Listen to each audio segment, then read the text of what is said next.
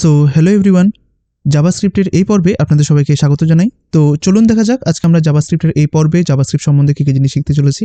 তো আজকে আমরা দেখব জাভাস্ক্রিপ্টে ফাংশন এক্সপ্রেশন কী হয়। তো গত পর্বে আমরা ফাংশন নিয়ে অনেক বিস্তারিত আলোচনা করেছি গত পর্বগুলোতে।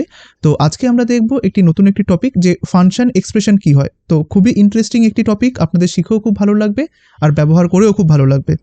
আর আজকে যারা এই ক্লাসটিতে নতুন রয়েছেন তার উপরে থাকা আই বাটনে প্রেস করুন, সেখানে আপনারা এই কোর্সের সমস্ত ভিডিওগুলোকে অ্যাজ এ প্লেলিস্ট পেয়ে যাবেন। পাশাপাশি আপনারা নিচে থাকা ডেসক্রিপশন বক্সেও ক্লিক করতে পারেন, সেখানে আপনারা এই কোর্সের সমস্ত ভিডিওগুলোকে অ্যাজ এ প্লেলিস্ট পেয়ে যাবেন। আর ভিডিওটিকে একদম শুরু থেকে শেষ পর্যন্ত খুব মনোযোগ সহকারে দেখবেন, একদম স্কিপ করবেন না, কারণ স্কিপ করলে আপনি অনেক কিছু মিস করে যাবেন, যেটা আপনার পরবর্তীকালে অনেক প্রবলেম ক্রিয়েট করবে। তো চলুন আজকে আমরা আমাদের এই জার্নি শুরু করি। তো ভিডিওটি শুরু করার পূর্বে আজকের এই পর্বে যারা নতুন রয়েছেন তাদের জন্য ছোট কিছু টিপস। আপনারা যদি চান যে আমি যে সমস্ত জায়গাতে বিভিন্ন রকমের ফ্রি রিসোর্সেসগুলো দিয়ে থাকি সেই সমস্ত জায়গাগুলোর সাথে সবসময় নিজেকে আপ টু ডেট রাখবেন, তাহলে কাইন্ডলি আমি এখন যে সমস্ত জায়গাগুলোর নাম আপনাদেরকে বলতে চাইছি সেগুলোকে কাইন্ডলি নোট করে রাখবেন। আশা করি সেখান থেকেও আপনারা অনেক উপকৃত হবেন। তো দেখুন, প্রথম জায়গাটি হচ্ছে এটি। তো এখানে আসার জন্য দেখুন, আপনারা জানেন অলরেডি যে এই যে সার্চ বক্সটা রয়েছে সেখানটাতে এই নামটা লিখে আপনি সার্চ করবেন। তারপরে আসার পরে আপনি এই প্লেলিস্ট অপশনটাতে আসবেন, সেখানেই দেখবেন আপনাদের জন্য সমস্ত কিছু রয়েছে। সেখান থেকে যেই প্লেলিস্টটি আপনাদের পছন্দের বা ভালো লাগার সেটি আপনারা শুরু করে দিন। আশা করি সেখান থেকে আপনারা অনেক কিছু শিখতে ও জানতে পারবেন। তো নেক্সট আমি আপনাদেরকে সাজেস্ট করব এই চ্যানেলটিকে, যেটিতে বর্তমানে আপনারা রয়েছেন। তো এখানে আসার প্রসিডিওরও সেম। আপনারা এখানটাতে এই সার্চ বক্সে এই নামটি লিখে সার্চ করবেন, তারপরে দেখবেন এখানটাতে সমস্ত কিছু আপনাদের জন্য প্লেলিস্ট আকারে সাজানো রয়েছে। দেন আমি আপনাদেরকে রেকমেন্ড করব এখানটাতে আসার জন্য। তো এখানে আসার প্রসিডিওরও সেম। এই সার্চ বক্সের মধ্যে আপনাকে এই নামটা লিখে সার্চ করতে হবে, তারপরে প্লেলিস্ট অপশনে আসতে হবে। তো আশা করি এই যতগুলো জায়গার আমি নাম বললাম সেই জায়গাগুলোতে সবসময় আপ টু ডেট থাকবেন। এবার আপ টু ডেট থাকার জন্য আপনাদেরকে কাইন্ডলি এই কাজটা কিন্তু করে রাখতে হবে, তাহলেই যখনই নতুন ভিডিও পাবলিশ করা হবে তখনই কিন্তু আপনি সাথে সাথে আপনার নতুন ভিডিওগুলো আপনাদের নোটিফিকেশনে পাবেন বা হোম স্ক্রিনে পাবেন। এই কাজটা আপনারা কিন্তু করে রাখবেন আর সবসময় এই জায়গাগুলোর সাথে আপ টু ডেট থাকবেন। আশা করি এখান থেকেও আপনারা ভালো কিছু পাবেন। অ্যান্ড লাস্ট আমি আপনাদেরকে রেকমেন্ড করব আপনারা এই ফেসবুক পেজটির সাথেও আপ টু ডেট থাকবেন। তো এই ফেসবুক পেজে আসার জন্য রিকোয়ারমেন্ট সেম বা প্রসিডিওরটা সেম। আপনি বলতে পারেন এই যে নামটা রয়েছে সেটা ফেসবুকের এই যে সার্চ অপশনটা রয়েছে সেখানটাতে সার্চ করবেন, তারপরে আপনারা এই লোগোটা দেখতে পারবেন, লোগোটাতে ক্লিক করে পেজের মধ্যে প্রবেশ করবেন আর এই পেজটাকে লাইক আর ফলো করে রাখবেন। এই পেজের মধ্যে কি দেওয়া হবে, এই যে আপনারা বিভিন্ন জায়গা থেকে বিভিন্ন রকমের রিসোর্সেসগুলো যে শিখবেন, তো এই সমস্ত কিছুর ওপর এখানটাতে বিভিন্ন রকমের প্রজেক্ট শেখানোর আমার একটা ইচ্ছে রয়েছে পরবর্তীকালে। তাই কাইন্ডলি আপনারা এখানটাতেও আপ টু ডেট থাকবেন। আশা করি এই পেজটি থেকেও আপনারা অনেক কিছু পাবেন। তো চলুন সবার প্রথমে আমরা আমাদের ফোল্ডার স্ট্রাকচারটাকে তৈরি করে নিই। তো তার জন্য চলে যাব আমরা ই ড্রাইভের মধ্যে, তারপরে এখান থেকে আপনারা চলে যান জাভাস্ক্রিপ্ট ক্লাসেসের মধ্যে, আর আমরা এই যে ক্লাস নাম্বারটা রয়েছে এটাকে কপি করে পেস্ট করলাম। আর এখানটাতে আমরা 53 এর জায়গায় আমি এখানে করে দিলাম 54। আর চলুন এবার আমরা এই যে ক্লাসটা রয়েছে সেটাকে ভিএস কোডে ওপেন করে নিই। সো ভিএস কোড ওপেন হয়ে যাওয়ার পরে আপনারা এখান থেকে ওপেন ফোল্ডারে ক্লিক করে দিন। তারপরে এখান থেকে আমরা চলে আসবো, আমরা এখান থেকে যাই ই ড্রাইভের মধ্যে, তারপরে হচ্ছে জাভাস্ক্রিপ্ট ক্লাসেস অ্যান্ড এখান থেকে 54কে চুজ করে আপনারা অ্যাডে ক্লিক করে দিন। দেখুন ওই যে ফোল্ডারটা রয়েছে সেটা কিন্তু এখানটাতে চলে আসবে। আর করসপন্ডিং আমরা এখান থেকে এটাকে ওপেন করে নিলাম আর এটাকে ওপেন করে নিলাম। আর এখানটাতে আমাদের কোনো কিছুর দরকার নেই। তো আমরা কি করব, এই ইউজ স্ট্রিক্টের পর থেকে সবগুলোকে আমরা রিমুভ করে দিই। ঠিক আছে, আমরা আগের দিন প্রাইম নাম্বার নিয়ে অনেক কিছু শিখেছিলাম, তো সেটারই একটা কোড ছিল, তো ওটাকে আমরা বাদ দিয়ে দিলাম। এবার এখানটাতে জাস্ট আমাদের একটা টেস্টিং পারপাসে আমরা এখানটাতে অ্যালার্ট শো করিয়ে দিই, অ্যালার্ট হ্যালো হ্যালো। অ্যান্ড চলুন এবার এটাকে আমরা একটুখানি আউটপুটে দেখি যে এটা রান হচ্ছে নাকি। তো তার জন্য আমরা একটা কাজ করি, আমরা এখানটাতে চলে যাই, যাওয়ার পরে এটাকে আমরা ডাবল ক্লিক করব। দেখুন এটা রান হচ্ছে এবং হ্যালো মেসেজটা এসেছে, তার মানে হচ্ছে আমাদের কোড ঠিকঠাকভাবে রান করছে। এটা 53 রয়েছে, আমরা চাইলে এটাকে 54 করে দিতে পারি, কোনো সমস্যা নেই। এবার আমরা এখানে যাব, রিফ্রেশে প্রেস করব, দেখুন হ্যালো মেসেজটা কিন্তু আসছে, তাই তো। আর এখানটা দেখুন 54 হয়ে গেছে, বেশ। তো আজকে আমরা দেখব যে ফাংশন এক্সপ্রেশন কি হয়। খুবই ইম্পর্টেন্ট একটি টপিক আর খুবই মজাদার আর সহজবোধ্য একটি টপিক। দেখুন আমরা এতদিন পর্যন্ত ফাংশনটাকে তৈরি করতাম কিভাবে। মনে করুন আপনাকে একটা ফাংশন তৈরি করতে বলা হলো যেটার নাম হচ্ছে মাই নেম। তাই যখনই একটা ফাংশন তৈরি বা ব্যবহার আপনি করবেন তখন আপনাকে ফার্স্টে কি করতে হয়, ফাংশনটাকে ফার্স্টে ডিক্লেয়ার করতে হয়, তারপরে ফাংশনটাকে কল করতে হয়, তাই না। যেরকম এইভাবে মনে করুন আমি এখানে একটা ফাংশন তৈরি করলাম, ফাংশন এখানটাতে করলাম মাই নেম বলে, ঠিক আছে। তো বা এরকম করে দিলাম যে গেট নেম, মনে করুন যে গেট নেম। আর এখানটাতে ভিতরে গিয়ে আমরা এখানটাতে এরকম করলাম যে রিটার্ন। আমরা রিটার্ন সম্বন্ধে অলরেডি জেনেছি যে রিটার্নটা কী কাজ করে, তাই আশা করি রিটার্ন জিনিসটা কি হয় সেটা আপনারা জানেন। তাই আমি এখানটাতে করলাম যে রিটার্ন, মনে করুন এটা করে দিলাম যে রিটার্ন এইটা, ব্যাস এরকম করতাম। এবার তারপরে এটা করলে কি কাজ হতো? না, হতো না। জাস্ট আমি তো একটা জিনিস তৈরি করলাম, এবার আমাকে এটাকে ব্যবহার করতে হবে। এবার ব্যবহার করা মানে কি বোঝায়? ব্যবহার করা মানে হচ্ছে কল করা। আমাকে তখন এখানটাতে ফাংশনটাকে এভাবে কল করতে হতো যে গেট নেম। এবার দেখুন গেট নেম করা মানে সেটা কি হবে? শুধুমাত্র তো ও আমাকে নামটা রিটার্ন করবে। এবার আমাকে এই গেট নেমটাকে আমি চাইলে অ্যালার্ট করতে পারি, কারণ এই গেট নেমটা আমাকে একটা ভ্যালু দিচ্ছে। সেই ভ্যালুটা কি? এইটা। সেই ভ্যালুটাকে নিয়ে এবার আমি কি করতে চাইছি? সেটাকে আমি অ্যালার্ট করতে চাইছি বা console.log করতে পারি, সেটা আমার উপরে।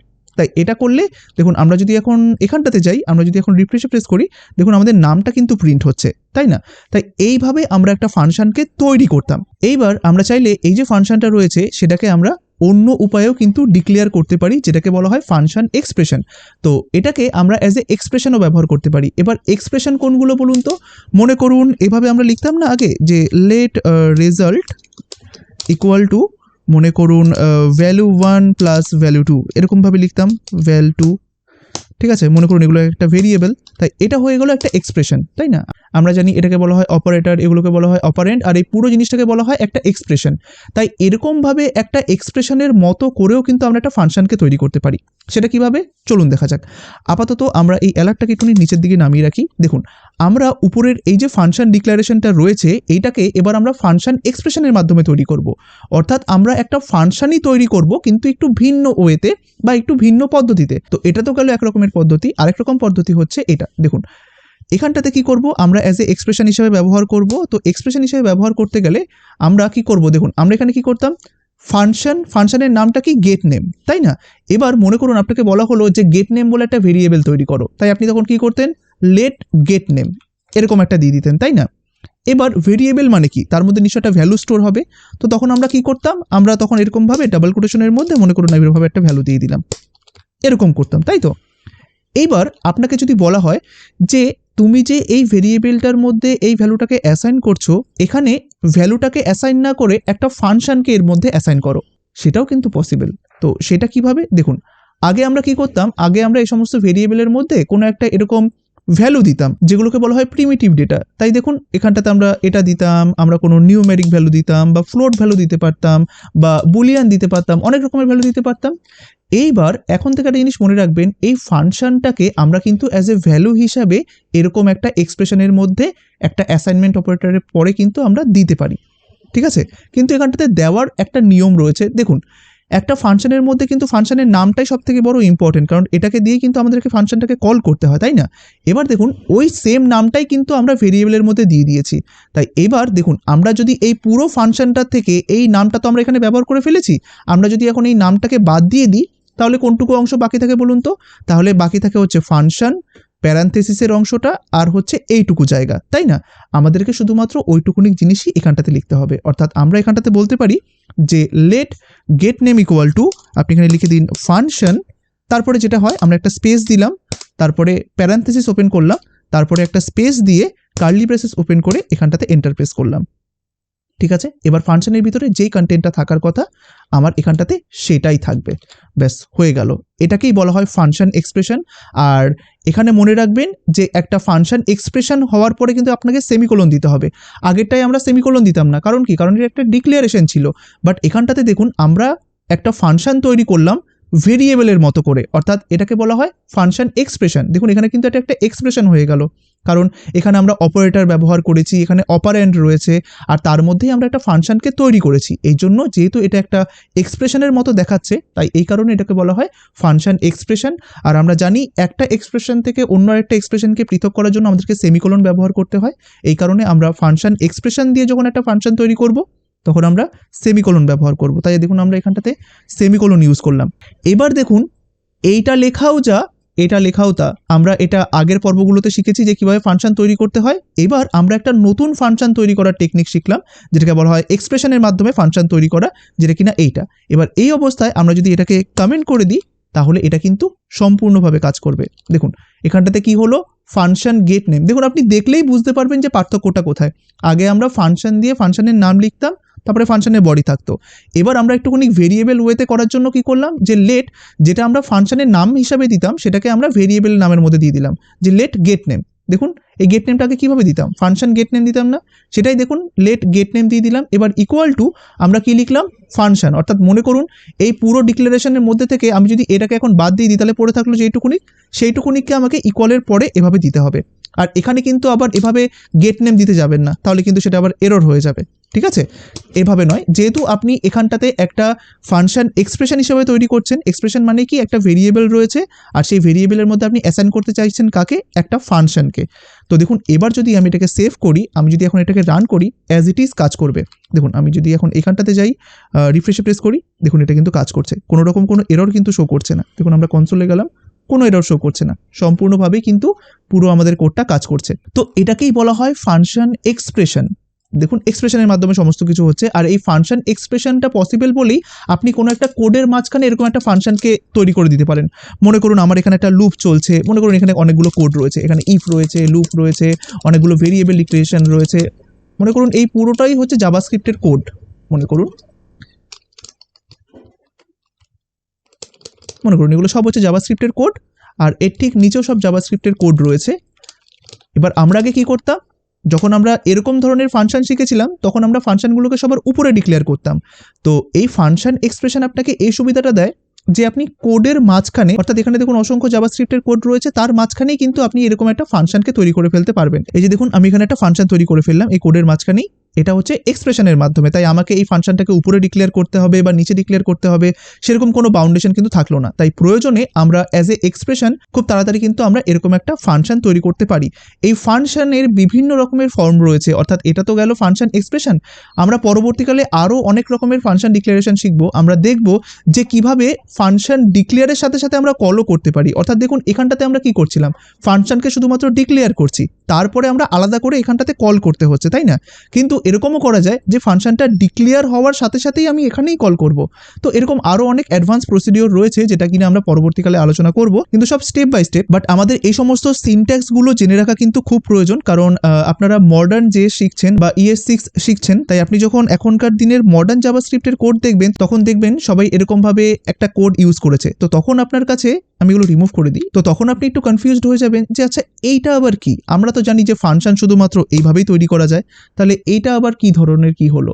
তাই এটাও এক ধরনের ফাংশন ডিক্লারেশনের একটা পদ্ধতি, তাই এটাও আপনাদের জেনে থাকা কিন্তু খুবই ইম্পর্টেন্ট, পরবর্তীকালে অনেক হেল্প করবে এটা আপনাদেরকে। তাই দেখুন এইটাই হচ্ছে ফাংশন এক্সপ্রেশন। আর এখানটাতে কিছু কিছু জিনিস বলে দিই। দেখুন আমরা যেটা কিছুক্ষণ আগে বললাম যে আমরা যখন একটা ভেরিয়েবল তৈরি করতাম, যেরকম লেট ভ্যালু বা সামথিং যেটা দিলাম, আর এখানটাতে 10 দিতাম, অর্থাৎ আমরা জানি যে একটা ভেরিয়েবলের মধ্যে একটা ভ্যালুকে অ্যাসাইন করা যায়।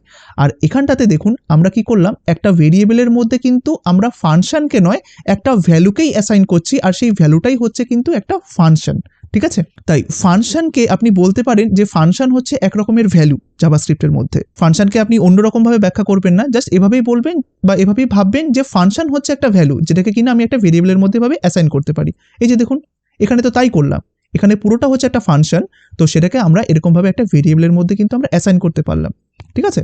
জাস্ট ওয়েটা আলাদা।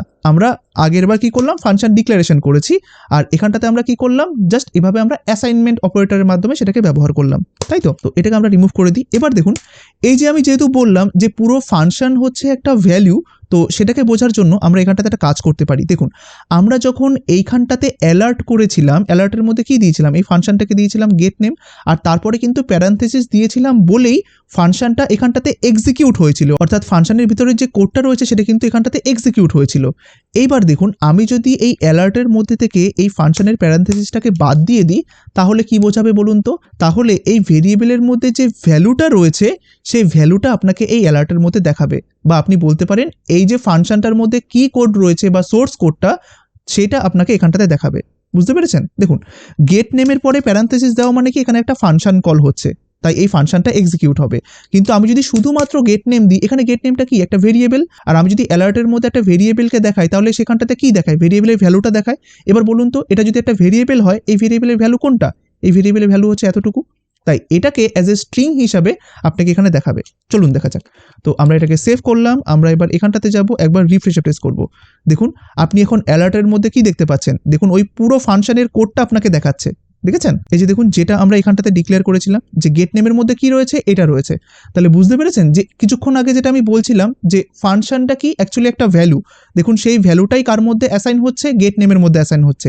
এবার দেখুন, যদি আমি এই গেট নেমের পরে প্যারান্থেসিস দিই, তার মানে বোঝায় হচ্ছে কি যে গেট নেমটাকে আমি কল করছি, অর্থাৎ গেট নেমটাকে এক্সিকিউট করো। বাট যদি আমি এখান থেকে এই প্যারান্থেসিসকে তুলে দিই, তার মানে কি বোঝায় যে গেট নেমের মধ্যে যে ভ্যালুটা রয়েছে জাস্ট সেটাকে আমাকে দেখাও। এবার গেট নেমের মধ্যে কোন ভ্যালুটা রয়েছে, এই যে এই ভ্যালুটা রয়েছে, দেখুন সেটাকেই অ্যাজ এ স্ট্রিং হিসাবে আমাকে এখানটাতে দেখাচ্ছে। পুরো ওর ভিতরের কোডটাকে, সোর্স কোডটাকে আমাকে দেখিয়ে দিল। তাহলে বুঝতে পেরেছেন কেন আমি বললাম যে ফাংশনটা হচ্ছে অ্যাকচুয়ালি একটা ভ্যালু? তো এই কারণে। তো দেখুন এইটা হয়ে গেল। এইবার আরেকটা জিনিস আপনাদেরকে বলে দিই যে দেখুন, যেহেতু এটা একটা ভেরিয়েবল, তাই আমরা কিছুদিন আগে জেনেছিলাম যে, আরেকবার আপনাদেরকে দেখাই, যেরকম লেট মনে করুন ভ্যালু 1 আমি করলাম ইজ ইকুয়াল টু 10, এটা করলাম। আর যদি মনে করুন আমি এখানে আরেকটা ভেরিয়েবল তৈরি করলাম যে লেট মনে করুন ভ্যাল 2 ইজ ইকুয়াল টু ভ্যাল 1, তাহলে বলুন তো এটা কি পসিবল? হ্যাঁ, অবশ্যই পসিবল। আর যদি পসিবলই হয় তাহলে এখানটাতে আউটপুটটা আপনি কি দেখতে পাবেন বলুন তো? ভ্যাল 1 এর মধ্যে এখন 10 স্টোর রয়েছে, আর ভ্যাল 2 এর মধ্যে কত স্টোর থাকবে বলুন তো? ঠিক 10ই স্টোর থাকবে, কারণ ভ্যাল 2 এর ভ্যালু হিসাবে আমি কাকে রেখেছি? ভ্যাল 1কে রেখেছি। তাই আপনি যদি এখানটাতে অ্যালার্ট করেন, মনে করুন অ্যালার্ট, আমি এখানটাতে এটা করলাম যে ভ্যাল 1, আমি ভ্যাল 1কেও দেখাতে চাইছি, প্লাস দিয়ে আমি মনে করুন এখানে একটা স্পেস দিচ্ছি বা একটা কোলন দিয়ে দিলাম, কোলন প্লাস দিয়ে আমি আবার ভ্যাল 2কেও দেখাতে চাইছি। তাহলে দেখবেন দুটোর ভ্যালুই কিন্তু আমি এখানটাতে সেম দেখতে পারবো, তাই না? তো চলুন আমি যখন এখানটাতে যাব, রিফ্রেশে প্রেস করব, দেখুন দুটোর ভ্যালুই কিন্তু এখন 10 দেখাচ্ছে। তার মানে আমরা একটা ভেরিয়েবলের ভ্যালুকে অন্য একটা ভেরিয়েবলে কিন্তু অ্যাসাইন করতে পারি, তাই না? এক্স্যাক্টলি আমরা কিন্তু এটার ক্ষেত্রেও করতে পারি। তাই দেখুন আমরা এখানে একটা ফাংশন এক্সপ্রেশন তৈরি করেছি, তাই না? এবার এই ভেরিয়েবলটার মধ্যে কে রয়েছে? একটা ফাংশনকে রাখা হয়েছে। এইবার আমি যদি এখানটাতে বলে দিই যে লেট মাই ফাংশন, মনে করুন এরকম একটা ভেরিয়েবল তৈরি করলাম, late my function equal to, আপনি এখানে কি করতে পারেন? আপনি এখানটাতে এই গেট নেমটাকে এভাবে দিয়ে দিতে পারেন, ব্যাস। তাহলে এখানটাতে কি হলো বলুন তো? দেখুন এখানটাতে কিন্তু আমরা এরকম প্যারান্থেসিস দেবো না। প্যারান্থেসিস দেওয়া মানে কি? প্যারান্থেসিস দেওয়া মানে হচ্ছে ফাংশনটা এক্সিকিউট হবে, আর ওই এক্সিকিউশনের ভ্যালুটা এটার মধ্যে স্টোর হবে, যেটা কিনা আমি একটু পরে আপনাদেরকে দেখাচ্ছি। আমি কি চাইছি যে এই ভেরিয়েবলের মধ্যে যে ভ্যালুটা রয়েছে সেইটা এটার মধ্যে স্টোর হোক। এবার কিছুক্ষণ আগে আমরা দেখলাম যদি আমি এই ভেরিয়েবলের ভ্যালুটা চাই, অর্থাৎ এই সোর্স কোডটাকে চাই, তাহলে আমাকে কিন্তু প্যারান্থেসিস দিলে চলবে না, আমি শুধুমাত্র নামটা ব্যবহার করলেই চলবে। আর এক্ষেত্রে এটা কি হবে? গেট নেমের মধ্যে যে ভ্যালুটা রয়েছে সেই ভ্যালুটা এখন কার মধ্যে চলে যাবে? মাই ফাংশনের মধ্যে চলে যাবে। তাই এখন আপনি বলতে পারেন যে গেট নেম যা কাজ করবে এই মাই ফাংশনও কিন্তু তাই কাজ করবে। তাই আপনি যদি এখানটাতে এরকমভাবে এটাকে দিয়ে দেন যে মাই ফাংশন এরকম, তাহলে দেখবেন এই কাজটাই কিন্তু এখানটাতে হবে। যেরকম আমি যদি এখন অ্যালার্টের মধ্যে দিয়ে দিই যে মাই ফাংশন, এখানটাতে আমি এটা করে দিলাম, তাই এটা দেওয়াও যা, আর কিছুক্ষণ আগে যেটা আমরা দিচ্ছিলাম যে গেট নেম, এটা দেওয়াও কিন্তু তা, সরি গেট নেম, আমরা এখানে গেট নেম দিয়ে দিলাম, তাই এটা দেওয়াও যা, এটা দেওয়াও কিন্তু তা। ঠিক আছে, আমরা এটাকে একটুখানি কমেন্ট করে দিলাম। চলুন দেখা যাক মাই ফাংশনটা কাজ করছে নাকি। আমরা এখানটাতে যাব, একবার রিফ্রেশে প্রেস করব, দেখুন এটা কিন্তু কাজ করছে অ্যাজ ইট ইজ, তাই না? তো এবার দেখুন যেটা আমি কিছুক্ষণ আগে বললাম যে এখানটাতে গেট নেম দেওয়া মানে কি, যে এটার ভ্যালুটা জাস্ট এটার মধ্যে কপি হয়ে যাওয়া বা অ্যাসাইন হয়ে যাওয়া, অর্থাৎ গেট নেমের মধ্যে যে ভ্যালুটা ছিল সেটাকে আমরা এখন কার মধ্যে দিয়ে দিলাম? এই মাই ফাংশনের মধ্যে দিয়ে দিলাম। তাই এখন গেট নেমকে কল করাও যা হবে, আর ঠিক সেরকমভাবে মাই ফাংশনকে কল করাও কিন্তু তাই হবে। ঠিক আছে, এবার যেটা আমি বলছিলাম যে যদি আপনি এখানটাতে এরকম একটা প্যারান্থেসিস দিয়ে দেন, তাহলে এখানে কি বোঝাচ্ছে? তাহলে এখানে বোঝাচ্ছে যে এই ফাংশনটাকে এক্সিকিউট করো।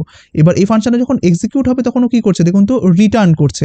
তাই ওই রিটার্ন হওয়া জিনিসটা এটার মধ্যে স্টোর হয়ে যে এখানটাতে আপনাকে দেখাবে, সেটা কিন্তু আর এখানটাতে হবে না। অর্থাৎ দেখুন এইখানে কি মাই ফাংশনটাকে একটা ফাংশন হিসাবে এখন আর তৈরি হলো না? হলো না। কিন্তু এখানটাতে আপনি একটা ফাংশনকে এক্সিকিউট করলেন, আর সেখানটাতে একটা জিনিস রিটার্ন হচ্ছে, সেই রিটার্ন হওয়া জিনিসটা আপনি এই ভেরিয়েবলটার মধ্যে স্টোর করছেন, তাই তো? তাই এখানটাতে কি আপনার এখন এই মাই ফাংশনের মধ্যে প্যারান্থেসিস দেওয়া চলে? না, চলে না, কারণ মাই ফাংশনটা কিন্তু এখন আর কোনো ফাংশন না, এটা একটা জাস্ট নর্মাল ভেরিয়েবল যেটার মধ্যে আপনি একটা ভ্যালু কিন্তু এখন স্টোর হচ্ছে। কারণ এই ফাংশনটা এক্সিকিউট হবে, তারপরে এক্সিকিউট হওয়ার পরে এই রিটার্ন করছে একটা ভ্যালুকে, সেই ভ্যালুটাই এখন এর মধ্যে স্টোর হবে। তাই দেখুন আমি যদি এখন এটাকে এরকমভাবে রেখে দিই তাহলে কিন্তু এটা কাজ করবে না। আমি যদি এখন এইখানটাতে যাই, একবার রিফ্রেশে প্রেস করি, দেখুন কাজ করছে না। একটুখানি কনসোলে যাই, দেখুন এখানে একটা এরর দেখাচ্ছে যে type error, my function is not a function. দেখেছেন? কারণ মাই ফাংশনটা তো এখন আর কোনো ফাংশন নয়, এটা তো একটা ভেরিয়েবল, তাই না? তাই আপনি এখন মাই ফাংশনটাকে জাস্ট এরকমভাবে রেখে দিন অ্যাজ এ ভেরিয়েবল, তাহলে দেখবেন অবশ্যই কাজ করছে। এখানটাতে যান, দেখুন এটা এখন কাজ করছে। তাই এই জিনিসগুলো একটুখানি মনে রাখবেন। প্যারান্থেসিস দেওয়া মানে এক মানে দাঁড়ায়, প্যারান্থেসিস না দেওয়া মানে কিন্তু আরেকটা মানে দাঁড়ায়। এই যে দেখুন এটার দেওয়া মানে কি, যে অ্যাজ ইট ইজ এই যে গেট নেমের যে ভ্যালুটা রয়েছে অর্থাৎ এইটা মনে করুন এখন এখান থেকে কপি হয়ে আপনার এখানটাতে চলে আসলো। অর্থাৎ দেখুন এইটাও এখন গেট নেমটাও যেরকম একটা ফাংশন আর এটাও সেরকম একটা ফাংশন, তাই না? এইটার মানে সেটাই বোঝায়। আর দেখুন তখন যদি আপনি অ্যালার্টের মধ্যে এই মাই ফাংশনটাকে এভাবে রাখেন তাহলে বলুন তো এখন আপনি আউটপুটটা কি পাবেন? মনে মনে একটু চিন্তা করুন। কিছুক্ষণ আগে কিন্তু আমরা দেখেছিলাম যদি আমরা কোনো একটা ফাংশনকে এরকমভাবে প্যারেন্থেসিস না দিয়ে যদি এইভাবে দিই তাহলে আমরা কি পাবো? ওই ফাংশনের সোর্স কোডটা বা বলতে পারেন এই ভেরিয়েবলের বা ওই ভেরিয়েবলের ভ্যালুটা। তাই দেখুন আমরা যদি এখন এখানটাতে যাই, রিফ্রেশে প্রেস করি, দেখুন শুধুমাত্র ওই ফাংশনের পুরো কোডটা যে রয়েছে সেটা কিন্তু আপনি দেখতে পাচ্ছেন, তাই না? তাই এই জিনিসগুলোকে একটুখানি মনে রাখবেন। আর এখানটাতে আমি যদি এখন প্যারেন্থেসিস দিয়ে দিই তাহলে এখন কিন্তু ফাংশনটা এক্সিকিউট হবে। এই যে এখানটাতে গেলাম, রিফ্রেশে প্রেস করলাম, দেখুন এক্সিকিউট হলো, তাই না? আচ্ছা লাস্ট আমি এবার আরেকটা জিনিস বলে দিই। অনেকে হয়তো এবার মনে করবেন এই যে আমরা এই ফাংশনের মধ্যে যে এই ভেরিয়েবলটাকে অ্যাসাইন করলাম এটা হয়তো শুধুমাত্র ফাংশন এক্সপ্রেশনের মাধ্যমে যে সমস্ত ফাংশনগুলো আমরা তৈরি করছি হয়তো সেগুলোর ক্ষেত্রেই পসিবল। না, ওরকমটা একদমই নয়। আমি যেরকম প্রথমেই বলেছিলাম যে এইটা যা এটাও কিন্তু তা। অর্থাৎ দেখুন আমি যদি এখন এই জিনিসটাকে এরকমভাবে কমেন্ট করে রাখি আর যদি ধরুন আমি এখন এইটাকে ওপেন করে দিই, সেম জিনিস। দেখুন আমরা কি করেছিলাম, আমরা এটাকে এরকমভাবে তৈরি করেছিলাম আর এক্সপ্রেশনটাকে আমরা এরকমভাবে তৈরি করেছিলাম। তো বাট ওই যে নিয়মটা যেটা আমি বললাম, অর্থাৎ এই যে ধরুন আমি এখান থেকে এগুলোকে সব এখন কমেন্ট করে দিলাম, এগুলোকে সব কমেন্ট করে দিলাম, ঠিক আছে? তো এটার মানে আপনি ওরকমভাবে বলতে পারেন যে গেট নেম হচ্ছে একটা ভেরিয়েবল যার মধ্যে এই পুরো ভ্যালুটা রয়েছে। তাই আপনি যদি এখন এখানটাতে এই অ্যালার্টটাকে খুলে দেন আর এই যে দেখুন আমি যদি এখানটাতে অ্যালার্ট গেট নেম প্যারেন্থেসিস দিই তার মানে কি বোঝায়? যে এই ফাংশনটা এক্সিকিউট হবে, তাই না? দেখুন এখানটাতে এক্সিকিউট হলো, বেশ। আর আমি যদি এখান থেকে এই প্যারেন্থেসিসকে তুলে দিই তার মানে কি বোঝায়? এই ফাংশনের মধ্যে যে সোর্স কোডটা রয়েছে বা এই ভেরিয়েবলের মধ্যে যে সোর্স কোডটা রয়েছে সেটাকে শো করো। অর্থাৎ আমি এইভাবে ফাংশনকে তৈরি করি না কেন আর এভাবেই তৈরি করি না কেন, লজিকটা কিন্তু সেম। অর্থাৎ এইভাবে যখন তৈরি করব তখন এটা হচ্ছে আমার ভেরিয়েবল আর ওই ভেরিয়েবলটার মধ্যে এই পুরো এই কোডটা রয়েছে নামটা বাদে। আবার যখন এভাবে তৈরি করব তখন তো আলাদাভাবে ডিক্লেয়ার করে দিচ্ছি যে এটা হচ্ছে ভেরিয়েবল নেম, এটা হচ্ছে তার ভ্যালু, ঠিক আছে? আর যখন আমরা এভাবে তৈরি না করব তখনও কিন্তু সেম জিনিসটাই বোঝায় যে এটা হচ্ছে ভেরিয়েবল আর এটা হচ্ছে তার ভ্যালু। দেখুন আমরা এখানটাতে তো আমরা জাস্ট পুরোনো পদ্ধতিতেই ফাংশনটাকে তৈরি করলাম, তাই না? আর এখানটাতে কি করলাম, ফাংশনের জাস্ট নামটাকে বোঝালাম। নামটা মানে কি বোঝায়? নামটা মানে হচ্ছে এটা ভেরিয়েবল নেম আর এর মধ্যে ভ্যালু হিসাবে কে রয়েছে? এইটুকু পার্ট আর হচ্ছে গিয়ে এইটুকু পার্ট, তাই না? দেখুন এটাকে সেভ করলাম, এখানে গেলাম, রিফ্রেশে প্রেস করলাম, দেখুন এখন পুরো ফাংশনের কন্টেন্টটা কিন্তু আমার কাছে আসছে, তাই না? দেখুন জিনিসটা কিন্তু সেম। আমি এভাবেই তৈরি করি আর এভাবেই তৈরি করি, দুটোর মানে হচ্ছে এক। যখন আপনি এভাবে তৈরি করবেন তখন মনে মনে বুঝে নেবেন যে আমি একটা এরকম জিনিস তৈরি করেছি। যে এই যে এটাকে আমি ওপেন করে নিলাম, যদি আপনার ফাংশনটা এরকম হয় তখন আপনি মনে মনে চিন্তা ভাবনা করে নেবেন যে এটার মধ্যে হচ্ছে এটা হচ্ছে ভেরিয়েবল নেম আর এটা পুরোটা হচ্ছে তার মধ্যে ভ্যালু, ঠিক আছে? আর দেখুন আমরা এবার আগের পদ্ধতিটা একটুখানি দেখি যে আমরা এভাবে ফাংশনটাকে তৈরি করলাম তাহলে কি এখন এটা পসিবল? হ্যাঁ অবশ্যই পসিবল। যেহেতু দেখুন আমি একটুখানি আগেই বললাম যে এইটা মানে কিন্তু সেম জিনিস, যে এটা হচ্ছে ভেরিয়েবল নেম আর এটা হচ্ছে তার ভ্যালু। তাই সেরকম হিসাবে করে দেখুন আমি এখন এই লেট মাই ফাংশন বলে ভেরিয়েবলটার মধ্যে আমি এখন গেট নেম বলে ভেরিয়েবলটাকে আমি স্টোর করে দিলাম। তারপরে আমি কি করতে চাইছি, এখানটাতে এই অ্যালার্টের মধ্যে মাই ফাংশনকে দিয়ে দিলাম। তার মানেই বোঝায় যে মাই ফাংশনের মধ্যে এখন কোন ভ্যালুটা চলে এসেছে? এই যে এই ভ্যালুটা চলে এসেছে, তাই না? এই ফাংশন সমেত যে ভ্যালুটা। তাই দেখুন এখন কিন্তু এটা পুরোপুরিভাবে কাজ করবে। এখানে গেলাম, রিফ্রেশে প্রেস করলাম, দেখুন সেম জিনিসটা কাজ করছে, দেখেছেন? তাই আমি এরকমভাবে ফাংশন তৈরি করি বা এক্সপ্রেশনের মাধ্যমে ফাংশন তৈরি করি, জিনিসটা কিন্তু সেম। আমাদেরকে ভেরিয়েবল হিসাবেই কিন্তু সবগুলো জিনিসকে কল্পনা করতে হবে। ঠিক এরকমভাবে আপনি কল্পনাটা করবেন যে এখানটাতে গেট নেম হচ্ছে একটা ভেরিয়েবল, তার মধ্যে একটা ভ্যালু রয়েছে যেটা কিনা হচ্ছে একটা ফাংশন, এই যে এরকমভাবে, ঠিক আছে? তাই আপনি এখন থেকে ফাংশন এভাবেও তৈরি করতে পারেন, আপনি ফাংশন এভাবেও তৈরি করতে পারেন। এবার হ্যাঁ বাকি জিনিসগুলো কিন্তু সেম। অর্থাৎ আমরা এই যে বিভিন্ন রকমের জিনিসগুলো শিখেছি যেরকম প্যারামিটার, আর্গুমেন্ট, আমরা প্যারামিটারগুলো কোথায় দিতাম? এখানটাতে দিতাম। ঠিক সেরকমভাবে আপনি যখন ফাংশন এক্সপ্রেশনের মাধ্যমে ফাংশন তৈরি করছেন তখন ঠিক সেম ওয়েতে আপনাকে এখানটাতে প্যারামিটারগুলো দিতে হবে, ঠিক আছে? পুরো প্রসিডিওরটা সেম, শুধুমাত্র দেখুন আমাদের লেখার ধরনটা আলাদা। আর আমরা কিছু কিছু জিনিস এক্সট্রা শিখলাম, যে ফাংশনটাকে আমরা একটা ভেরিয়েবল হিসাবে চিন্তা ভাবনা করতে শিখলাম। সেই ভেরিয়েবলটাকে আমরা অন্য একটা ভেরিয়েবলের মধ্যে যদি অ্যাসাইন করে দিই প্যারেন্থেসিস ছাড়া, তার মানে বোঝায় যে এই ফাংশনের পুরো কোডটা ওই ভেরিয়েবলটার মধ্যে অ্যাসাইন হয়ে গেল আর তখন এই ভেরিয়েবলটা ইটসেলফ একটা ফাংশন তৈরি হয়ে গেল। আর যেহেতু এখন এই ভেরিয়েবলটা একটা ফাংশন তৈরি হয়ে গেছে, দেখুন আমরা এই ভেরিয়েবলটাকে প্যারেন্থেসিসের মাধ্যমে কিন্তু কল করতে পারছি, তাই না? তাই এই জিনিসটাকে বোঝাটা কিন্তু খুবই ইম্পর্টেন্ট। এটা খুবই সহজ একটি জিনিস। আর আমাদেরকে এই সমস্ত নতুন নতুন জিনিসগুলোই জানতে হবে যে কিভাবে আমরা বিভিন্ন রকম উপায়ে একটা জিনিসকে ডিক্লেয়ার করতে পারি। কারণ আগে সবাই এই ধরনের ফাংশনকেই বেশি লিখতো, বাট এখনকার সময় সবাই এই ধরনের এক্সপ্রেশন ফাংশন বা ফাংশন এক্সপ্রেশন আপনি বলতে পারেন বা অ্যারো ফাংশন এগুলোকে ব্যবহার করে। তো আমরা সমস্ত জিনিসগুলোই শিখবো। আমরা অ্যারো ফাংশন সম্পর্কে জানবো, অর্থাৎ অ্যারো ফাংশনও হচ্ছে বলতে পারেন ফাংশন কলিং এর বা ডিক্লারেশনের একটা নতুন পদ্ধতি বা নিউ ওয়ে। তো সেটাও আমরা দেখব। তো আজকের এই ক্লাসটা খুব মনোযোগ সহকারে 2 থেকে 3 বার দেখবেন আর এভাবেই প্র্যাকটিস করে যাবেন। বিভিন্ন রকম ওয়েতে আপনারা প্র্যাকটিস করবেন, যেরকম আমি আগের পর্বগুলোতে ফাংশন প্যারামিটারের সাথে আর্গুমেন্ট কিভাবে দিয়ে কল করতে হয় ফাংশনকে সেগুলো শিখিয়েছি। সেইগুলো আপনারা এই ধরনের ফাংশন এক্সপ্রেশনের মাধ্যমে অ্যাপ্লাই করবেন। এই যে এখানটাতে কোনো একটা প্যারামিটার দিলেন, তারপরে কল করার সময় আর্গুমেন্ট দিয়ে পাস করিয়ে ফাংশনটাকে কল করালেন। তো এরকম ভাবেই সম্পূর্ণ জিনিসটা আপনারা করবেন। আর আজকের এই ভিডিওটি আপনাদের কেমন লাগলো অবশ্যই কমেন্ট করে জানাবেন। যদি ভিডিওটি ভালো লেগে থাকে তাহলে কাইন্ডলি একটি লাইক করে দেবেন। আবার দেখা হবে পরবর্তী পর্বে। সবাই ভালো থাকবেন। ধন্যবাদ।